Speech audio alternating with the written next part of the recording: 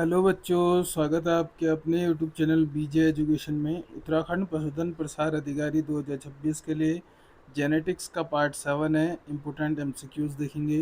यदि इससे पहले आपने मेंबरशिप ज्वाइन नहीं की है तो मेंबरशिप ज्वाइन कर लीजिए। वहाँ आपको इम्पोर्टेंट टॉपिक के detail notes, 9 practice set PDF और इम्पोर्टेंट मॉडल पेपर मिलते हैं। ठीक है, तो चलिए शुरू करते हैं आज की क्लास। प्रश्न संख्या है 194। किसी पौधे के समयुग्मजी या विषम युग्मजी होने को सुनिश्चित करने के लिए कौन सा क्रॉस का उपयोग करते हैं? The cross used to ascertain whether the plant is homozygous और हेट्रोजाइगस इच। संलग्नता cross, linkage cross, reciprocal cross, back cross. यहाँ पे लिखा है कि टेस्ट क्रॉस बैक क्रॉस का ही एक क्या है, विशिष्ट प्रकार होता है। और मोनो हाइब्रिड क्रॉस तो कौन सा होना चाहिए? तो इसका राइट आंसर है option number C, back cross. ठीक है। किसी अनिश्चित जीन रूप जीनोटाइप वाले जीव पौधे के जीन रूप का पता लगाने के लिए परीक्षण क्रॉस टेस्ट क्रॉस का उपयोग करते हैं। तकनीकी रूप से परीक्षण क्रॉस एक प्रकार का विपरीत क्रॉस बैक क्रॉस होता है। ठीक है, जिसमें आगे की किसी पीढ़ी जैसे F1 का क्रॉस पहले की पीढ़ी, पैतृक पीढ़ी यानी जो पेरेंट्स आपका जनरेशन है P से होता है, परंतु परीक्षण क्रॉस में F1 पीढ़ी के विषम युग्मजी पौधे का क्रॉस P पीढ़ी के समयुग्मजी प्रभावी पौधे से कराया जाता है, जिससे उस अनिश्चित जीन रूप वाले पौधे का जीन रूप निश्चित रूप से पता लग जाता है। A test cross, which is a specific form of back cross, is used to determine whether an organism expressing a dominant phenotype is homozygous or heterozygous by crossing it with a homozygous recessive individual। Question number 195 है, पैतृक पीढ़ी की समयुग्मता या विषम युग्मरूपता को सुनिश्चित करने के लिए प्रयुक्त क्रॉस है। The cross applied to ascertain homozygosity और heterozygosity of the parents is. क्या होगा फिर? तो अभी हमने देखा क्या होगा, बैक क्रॉस होगा। ठीक है, पैतृक पीढ़ी या संकर संतति की समयुग्मता होमोजाइगोसिटी की जांच के लिए बैक क्रॉस टेस्ट क्रॉस का उपयोग किया जाता है। Back crosses help establish the genetic constitution and zygosity of parental और हाइब्रिड लाइन्स। नेक्स्ट क्वेश्चन है क्वेश्चन नंबर 196। एक आदर्श परीक्षार्थ संकरण में प्रभावी फिनोटाइप वाले पौधे का डैश फिनोटाइप वाले पौधे से संकरण किया जाता है। In a typical test cross a plant showing dominant phenotype is crossed with a plant showing dash phenotype. क्या होगा फिर? ऑप्शन है recessive, dominant, any of two या नन। तो इसका राइट आंसर है ऑप्शन नंबर ए, रिसेसिव। परीक्षण cross test cross में अज्ञात प्रभावीय जीनोटाइप वाले जीव का संकरण हमेशा समजातीय अप्रभावीय होमोजाइगस रिसेसिव जनक के साथ कराया जाता है। In a standard test cross an individual with a dominant phenotype is crossed with a homozygous recessive individual to determine its genotype. Next question है क्वेश्चन नंबर 197 है, ट्रिटिकेल पौधा किसके बीच अंतरजातीय संकरण से उत्पन्न किया गया है? Triticale crop has been produced by intergeneric hybridisation of wheat and barley, rice and maize, wheat and paddy या व्हीट एंड राई। इसका राइट आंसर है option number D, wheat and rye. Triticale मनुष्य द्वारा कृत्रिम रूप से उत्पन्न किया गया प्रथम मानव निर्मित मैन मेड पौधा है, जो कि गेहूं तथा राई के बीच अंतरजातीय संकरण व विषम बहुगुणिता एलो पॉलीप्लॉइडी से उत्पन्न होता है। गेहूं और राई का वानस्पतिक नाम क्रमशः ट्रिटिकम, एस्टाइवम तथा सिकल सीरियल है। ठीक है, triticale is the first man-made cereal crop produced by the intergeneric hybridization of wheat, triticum and rye sickle। Question number 198 है, यद्यपि आनुवंशिकता आधारित आविष्कृत शस्य पादप जिनमें रोग, शाकनाशी, पीड़क के प्रति प्रतिरोधकता जैसे संलक्षण हो बहुत ही लाभकारी होते हैं, फिर भी पर्यावरण के लिए वे एक गंभीर संकट खड़ा कर सकते हैं, क्योंकि although genetically engineered crop plants carrying traits like disease, herbicide, pest resistance would be very advantageous, they may yet pose a serious threat to the environment due to option है, ऐसे पौधों के रखरखाव में शाकनाशी का अत्यधिक व्यवहार होता है। ऐसे पौधों के पोषण में कृत्रिम उर्वरकों का अत्यधिक व्यवहार होता है। जीन प्रारूपीय प्रतिस्पर्धा के परिणाम स्वरूप समाविष्ट किए गए जीन अकस्मात लुप्त हो जाते हैं। नए पोषक में जीन समाविष्टि करने के परिणामों के बारे में पूर्वानुमान नहीं किया जा सकता। इसका राइट आंसर है ऑप्शन नंबर डी, नए पोषक में जीन समाविष्टि करने के परिणामों के बारे में पूर्वानुमान नहीं किया जा सकता।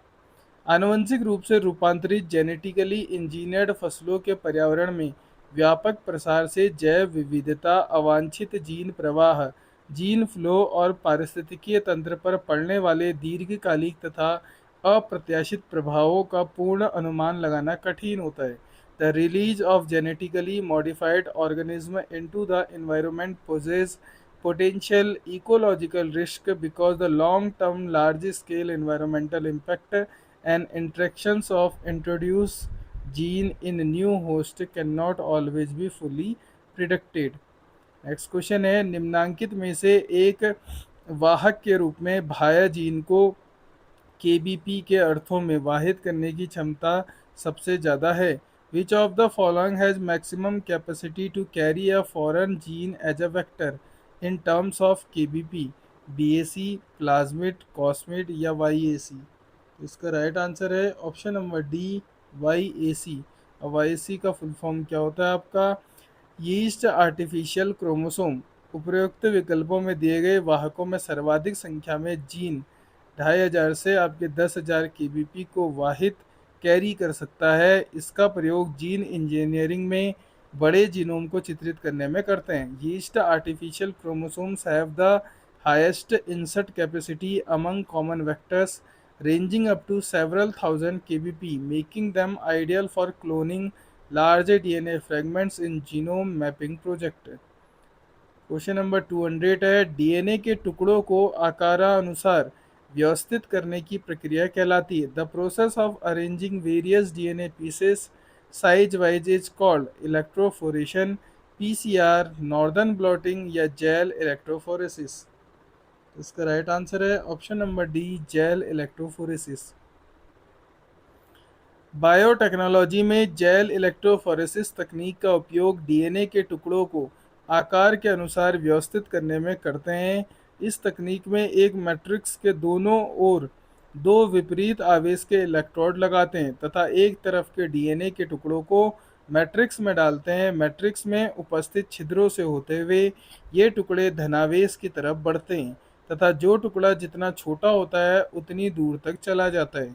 Gel electrophoresis is a laboratory technique used to separate DNA fragments according to their size by passing an electric field through a gel matrix.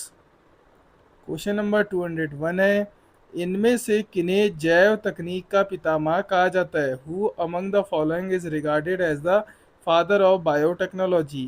Caroli Ereky, Edward Jenner, John Mendel या कैरी मुलिस? इसका right answer है option number A, Karoly Ereky.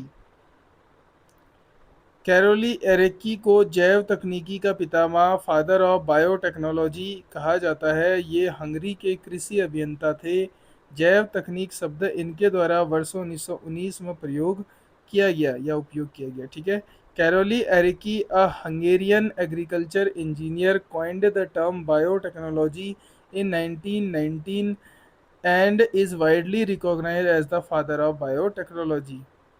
Question number 202, एक पूर्ण सख्त कोशिका होती है। A totipotent cell is active on organogenesis only, capable of tissue formation only, capable to develop into whole organism, capable of flower formation only?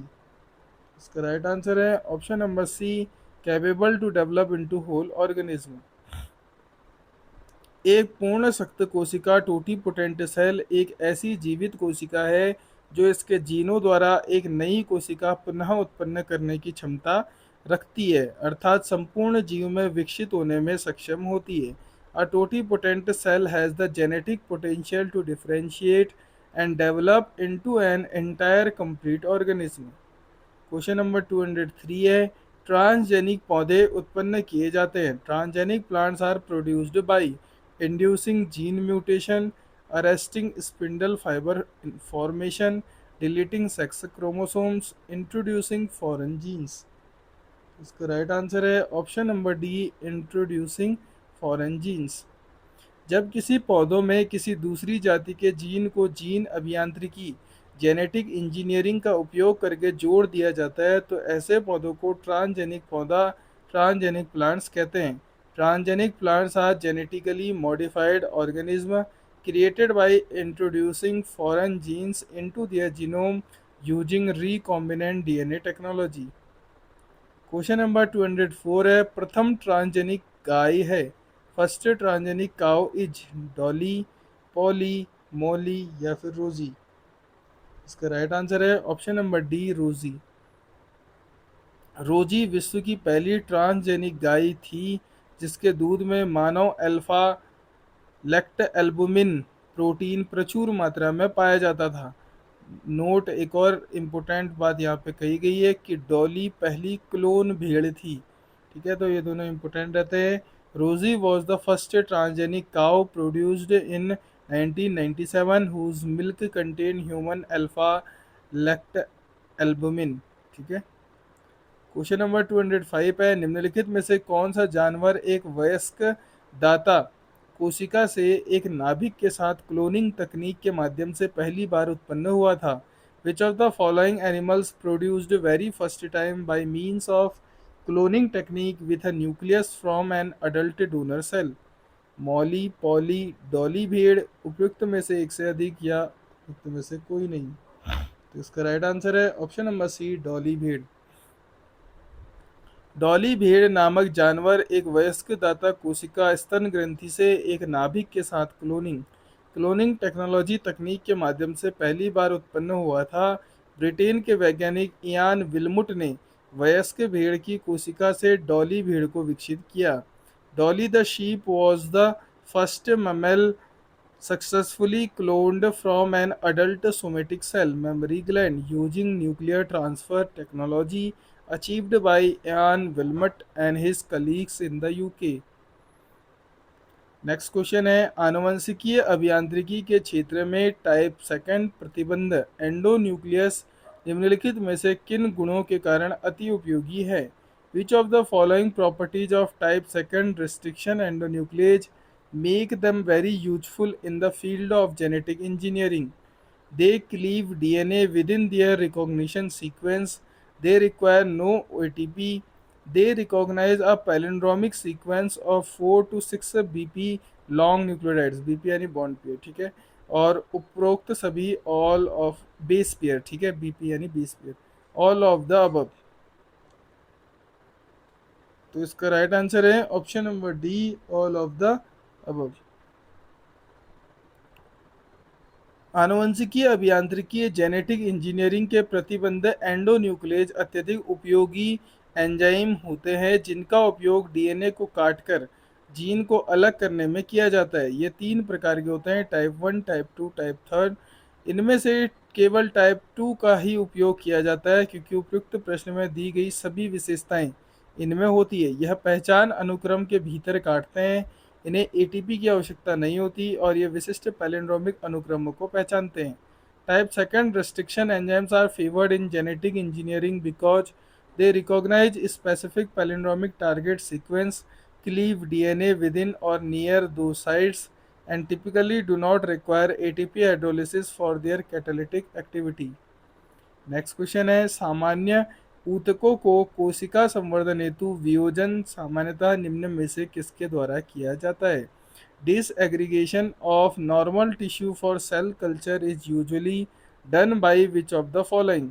Polyethylene glycol, collagens, collagenase, dextrose solution या normal saline.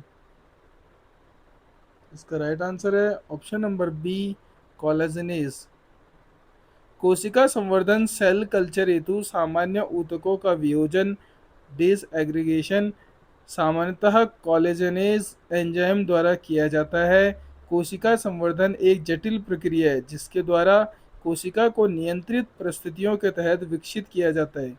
Collagenase is an enzyme commonly used to break down the extracellular matrix and disaggregate normal animal tissues into single cell suspension for cell culture applications. Next question है आपका, cross विनिमय की इकाई है, unit of crossing ओवरेज, ये important रहेगा। Cistron है, म्यूटोन है, इंट्रॉन है या फिर रिकॉन है? इसका राइट आंसर है ऑप्शन नंबर डी, रिकॉन। आनुवंशिक शब्दावली के अनुसार रिकॉन क्रॉसिंग ओवर पुनर्संयोजन की सबसे छोटी इकाई है, म्यूटॉन उत्परिवर्तन की इकाई है और सिस्ट्रॉन कार्य सिस्टोन जीन की इकाई है। In classical genetics, the recon is defined as the smallest unit of DNA capable of undergoing recombination crossing over. Next question है, इकोलाई में लैक ओपेरॉन का वर्णन किया था। Lac operon in E coli was first discovered by Robertson, Watson and Crick, Jacob and Monod या फिर Crams and Taylor? इसका right answer है option number C, Jacob and Monod. Lac operon एक प्रकार का जीन तंत्र है जो इकोलाई में लैक्टोज उपापचयन का नियमन करता है। इसकी व्याख्या जैकब व मोनार्ड ने की थी। एलोलैक्टोज इस जीन तंत्र का उत्प्रेरक इंड्यूसर होता है जिसकी उपस्थिति में यह तंत्र कार्य करता है। Francois Jacob and Jacques Monod first describe the lac operon model in E coli to explain the regulation of lactose metabolism. Next question है आपका, न्यूमोकोकाई तथा चूहे पर ग्रिफिथ का प्रयोग जो दर्शाता है कि डीएनए एक आनुवंशिक पदार्थ है, यह एक अन्य का उदाहरण है, वह है ग्रिफिथ एक्सपेरिमेंट विथ न्यूमोकोकाई, ठीक है, and mice to show that DNA is the genetic material is also an example of transformation, transduction, frame shift mutation या ट्रांसलोकेशन। इसका राइट आंसर है ऑप्शन नंबर ए, ट्रांसफॉर्मेशन।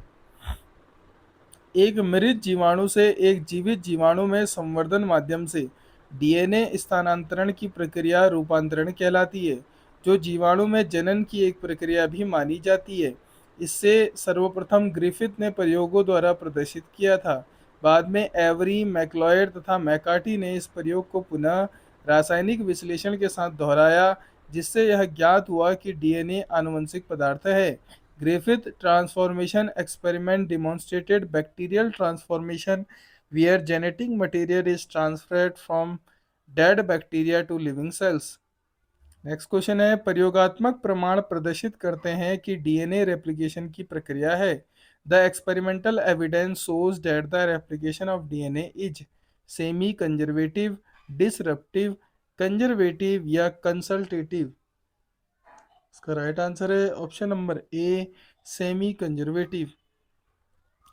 मेसल्सन और Stahl ने prokaryotic जीवों E coli में DNA द्विगुणन की अर्ध संरक्षणात्मक प्रक्रियाओं को प्रयोग द्वारा सिद्ध किया था। उसके बाद टेलर ने इसे यूकैरियोट्स में प्रदर्शित किया।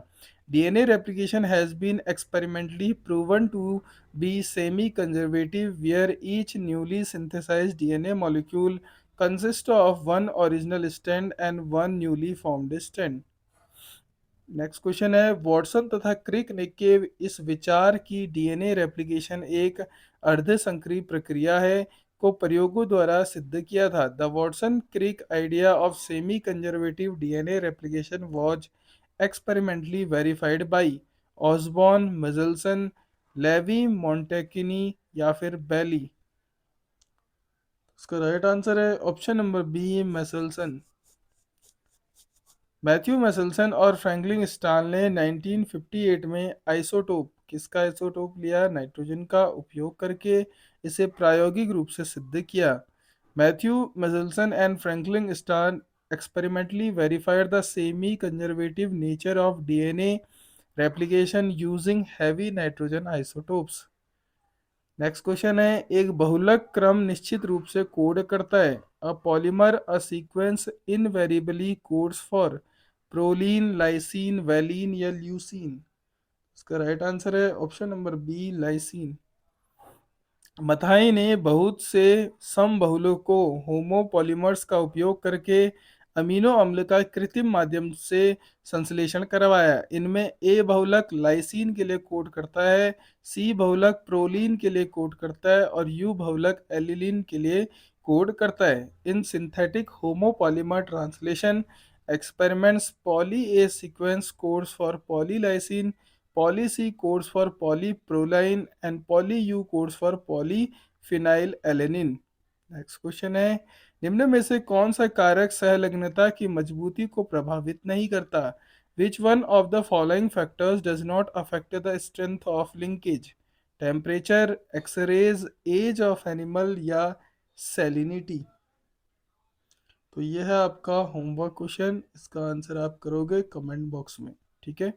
तो यहाँ पे हमारा जेनेटिक्स का पार्ट 7 कंप्लीट होता है। यदि आपने अभी तक मेंबरशिप ज्वाइन नहीं की है तो मॉडल पेपर और प्रैक्टिस सेट के लिए आप मेंबरशिप ज्वाइन कर सकते हैं, जो आपके आने वाले एग्ज़ाम के लिए भी हेल्पफुल रहेगा, ठीक है। पशुधन प्रसार के लिए तो रहेगा ही, साथ में अगर लैब असिस्टेंट ऐसे कोई एग्ज़ाम आते हैं इन फर्दर तो उसके लिए भी महत्वपूर्ण रहेगा। यदि चैनल में पहली बार आए हैं तो बीजे एजुकेशन के चैनल को सब्सक्राइब करें, वीडियो को ज़्यादा से ज़्यादा शेयर करें। यदि अभी तक टेलीग्राम चैनल में नहीं जुड़े हैं तो वीडियो के डिस्क्रिप्शन में लिंक होगी, आप वहाँ से ज्वाइन कर सकते हैं। मिलते हैं फिर नेक्स्ट वीडियो में, तब तक के लिए अपना ध्यान रखें और रिवीजन करते रहिए।